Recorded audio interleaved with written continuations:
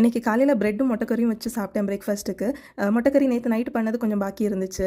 Sunday first வேலை இருக்கிற துணியெல்லாம் வாஷ் பண்ணி போடுறது. இன்றைக்கி ஃப்ரெண்ட்ஸ் வேறு வரேன்னு சொல்லியிருந்தாங்க லஞ்சுக்கு. ஸோ காலையிலே ட்ரெஸ் எல்லாம் வாஷ் பண்ணி போட்டு கொஞ்சம் பர்ச்சேஸ் இருந்துச்சு. ஃப்ரூட்ஸ் வாங்க வேண்டியதெல்லாம் இருந்துச்சு. அதெல்லாம் போய் வாங்கிட்டு வந்தேன்.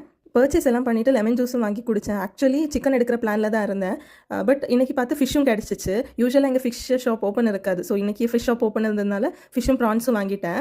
மத்தி மீன் தான் வாங்கியிருந்தேன். அங்கேயே க்ளீன் பண்ணியும் கொடுத்துருவாங்க. ஸோ க்ளீன் பண்ணி வாங்கிட்டு வந்தேன். ஸோ என்னென்ன பண்ணேன்னா ஃபிஷ் ஃப்ரை பண்ணியிருந்தேன், ப்ரான்ஸ் தொக்கு பண்ணியிருந்தேன், சிக்கன் கபாப் பண்ணியிருந்தேன், ரைத்தா, சிக்கன் பிரியாணி, அப்புறம் ஃப்ரூட் கஸ்டர்டும் பண்ணியிருந்தேன். ஸோ எல்லோரும் சேர்ந்து சாப்பிட்டோம். நல்லா தான் இருந்துச்சு. எல்லாமே நல்லா டேஸ்ட்டாக இருந்துச்சு. ப்ரான்ஸ் தொக்கு தான் ரொம்ப சூப்பராக இருந்துச்சு. ஃப்ரூட் கஸ்டர்ட் சிலவங்க எல்லாம் திக்காக குடித்தாங்க. பட் நான் என்ன பண்ணேன்னா இது போட்டு இன்னும் கொஞ்சம் பால் மிக்ஸ் பண்ணி ஜூஸ் மாதிரி பண்ணி குடிச்சிட்டேன். அப்புறம் ஈவினிங் போல் ஃப்ரெண்ட்ஸ் எல்லாம் சேர்ந்து ஒரு ரெசிபி சொன்னாங்க. கண்ணூரில் இது ஸ்பெஷலாக அவைலஸ்திரின்னு என்னமோ சொன்னாங்க. ரெசிபி கேட்டப்போ எனக்கு ஒரு மாதிரி ஆயிருந்துச்சு, டேஸ்ட்டாக இருக்குமா என்னன்னு. பட் சாப்பிட்டு பார்த்தப்போ ரொம்பவே டேஸ்ட்டாக இருந்துச்சு.